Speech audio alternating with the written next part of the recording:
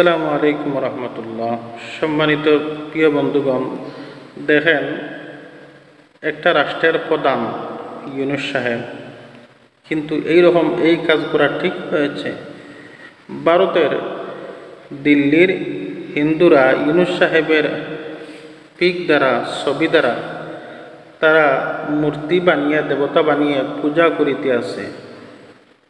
কিন্তু এর দ্বারা প্রমাণিত হয়ে যায় যে হিন্দু ধর্ম এটা সম্পূর্ণ মিথ্যা, বানোয়াট, মানুষের তৈরি করা নিয়ম।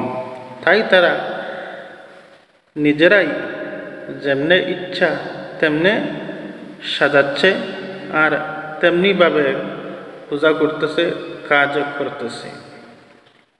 সম্মানিত প্রিয় বন্ধুগণ, আলহামদুলিল্লাহ, এই নিউজটা দেখে আমি খুবই খুশি হয়েছি, এই জন্যে যে আমাদের বাংলাদেশ সঠিক পথে আছে। এর কারণ হচ্ছে, দেখেন, ভারত যে এত বড় বাংলাদেশের শত্রু, এটাই বাস্তব প্রমাণ। আর ভারত দিল্লিরা যে এত বড় অগ্রবাদী, এরা এত বড় হিংসুক, এর বাস্তব প্রমাণ হলো এটাই।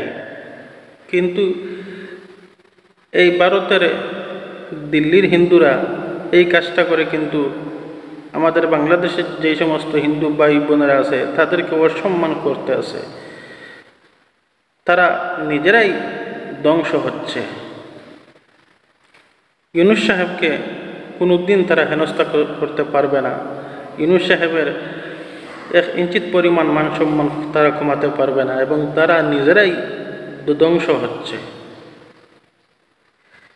আমাদের বাংলাদেশের যত হিন্দু ভাইরা আছে, আমার মনে হয় আপনারা এই বিষয়টা নিয়ে কথা বলার এবং প্রতিবাদ করার দরকার আছে। সম্মানিত প্রিয় বন্ধুগণ, এই শেখ হাসিনার ছেলেবেলা, ভারতের এই শেখ হাসিনার ছেলেবেলা যারা আছে, এরা এত বড় হিংসুক। দেখেন, আমাকে যদি কেউ শ্রদ্ধাদি যদি বলে যে শেখ হাসিনা মুসলমান, আমি কোনোদিনও বিশ্বাস করব না। আওয়ামী লীগ পন্থী যারা আছে সবাই এই হিন্দু, এরা কাফের। আমি কোনোদিন বিশ্বাস করব না যে আওয়ামী লীগ পন্থী যারা আছে তারা যে মুসলমান। আসলেই তারা হিন্দু। সম্মানিত প্রিয় বন্ধুগণ, ভারত এত বড় দুশ্মন, দেখেন, এই কাজটা কি ঠিক হয়েছে? তো যাই হোক, এর উপযুক্ত জবাব ইনশাল্লাহ বাংলাদেশ জামাত ইসলাম যদি ক্ষমতায় আসে, একদিন না একদিন দেবে।